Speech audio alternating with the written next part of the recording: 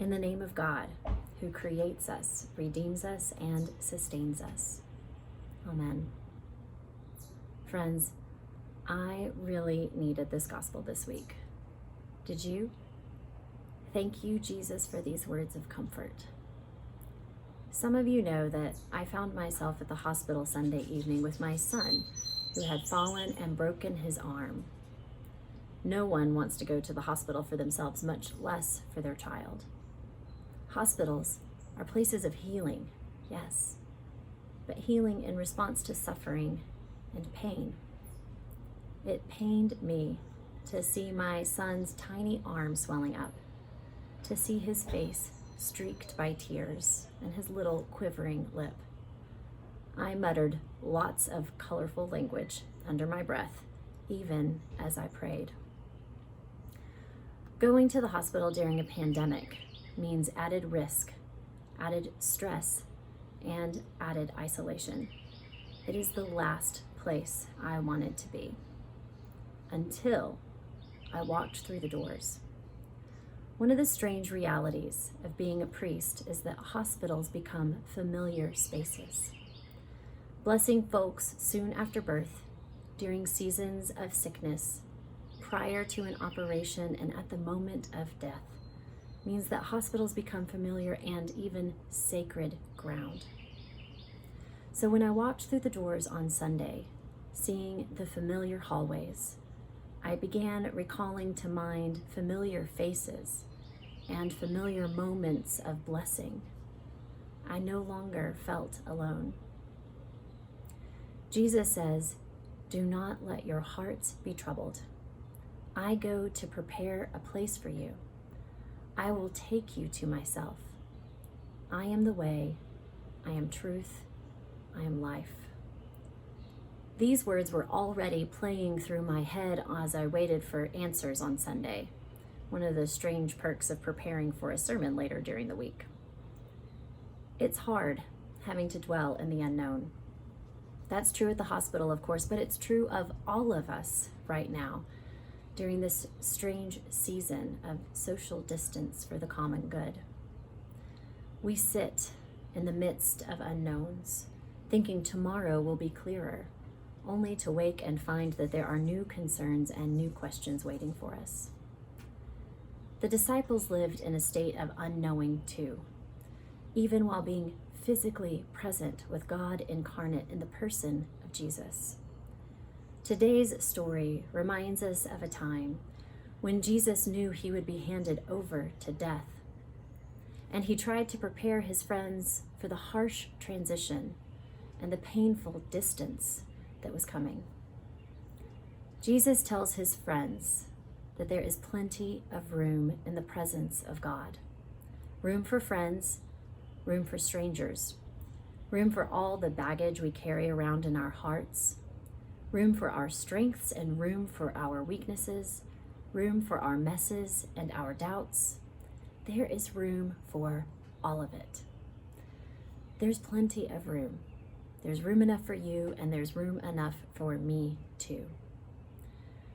Jesus tells his friends that he is preparing the way, that when we step into the unknown, Jesus is already there waiting for us. We are never alone. We are never unexpected, and we are never unwelcome in the presence of God. Jesus is ready for us and waiting for us. Jesus also tells his friends that he'll bring them to him. Even as Jesus is preparing to say goodbye, he's clear that he longs to be with us, that where he is, we will be. Jesus reminds us that we are never alone. Of course, sometimes words of comfort boggle the mind. Has someone ever reminded you that God is near? And have you ever wondered in response, but how? Where? What does that even mean? Have you ever thought that maybe some concrete dates or details would be a lot more comforting? When will we return to normal? When will schools open? When will churches open? When can we start celebrating birthdays together? When will I find a job? When will I get married? When will my suffering cease? When will they find a cure? The disciples say, "We do not know where you are going. How can we know the way?" Jesus tries again to comfort his friends with the words, "I am the way and the truth and the life." He says this to comfort his friends. And that context is important because out of context, one could twist "I am the way" to "my way or the highway, buddy." But the tone here is one of assurance. It's one of invitation. Come with me. I'm preparing the way because I want to be with you.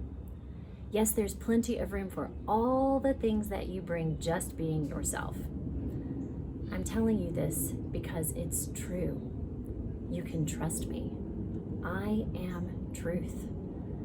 And I am life, meaning that nothing, not even death, can separate you from me or for my love for you. These are comforting words. I was reminded this week that Martin Luther once said that God is what you hang your heart on. God is what you hang your heart on. So I ask you, what are you hung up on? What is it that is occupying your heart and your mind? What are you hanging your heart on? Are you hanging your heart up on things lost? On missed graduations and milestones? On a lost job, lost life, or lost date night? No matter how grave or how trivial, these losses are real and they are to be grieved. But that's not where we hang our heart. It's not our dwelling place. Are you hung up on what's next? Wondering with anxiety how we begin again safely? What's next for our kids' education, for our economy, and for our most vulnerable neighbors facing eviction? These anxieties are real, and we need to name them. But that's not where we hang our heart. That's not our dwelling place. Are you, like the disciples, hung up on the unknown? You're in good company. It's okay to feel dislodged and dislocated, but know that your dwelling place is with God and that you can bring all of those feelings with you. My friends, Jesus wants to comfort us, wants to comfort you. And he does so with an invitation to dwell with, to stay with, to abide with and in the presence of God. No amount of suffering or social distance can take you away from God's presence. Feel your feelings, but don't let your heart be troubled. Hang your heart up on God, whose heart is big enough for all of you. Amen.